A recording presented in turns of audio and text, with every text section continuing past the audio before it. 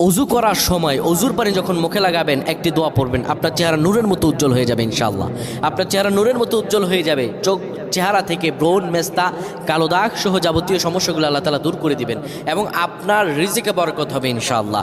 আপনার দোয়াগুলো কবুল হয়ে যাবে। অনেকের চেহারা সুন্দর কিন্তু তাকাতে ইচ্ছে করে না, মনে হয় চেহারায় নুন নাই, কিন্তু অনেকের চেহারাই কালো কিন্তু দেখতেও ভালো লাগে। যেমন এই যে বেলাল হাবশি, চেহারা দিকে তাকালেই শান্তির সুবাতাস বয়ে আসতো। সাহাবীরা যার চেহারা দেখে অনেক প্রশংসিত করিয়েছিল এবং যার কলব স্বচ্ছ ছিল। প্রিয় ভাইরা আমার, অজু যখন আপনি করবেন, অজুর পানিতে যখন আপনার চেহারা ভিজাবেন, তখন অজুর পানিতে আপনি এই দোয়াটা 3 বার পরে, দুরূদ শরীফ 3 বার পরে ফু দিবেন। দোয়াটি হলো আল্লাহু নূরুস সামাওয়াতি ওয়াল আরদ, আল্লাহু নূরুস সামাওয়াতি ওয়াল আরদ। পানিগুলো নিয়ে সেই পানির মধ্যে আপনি ফু দিয়ে চেহারার মধ্যে লাগাবেন। আমার আল্লাহ রাব্বুল আলামিন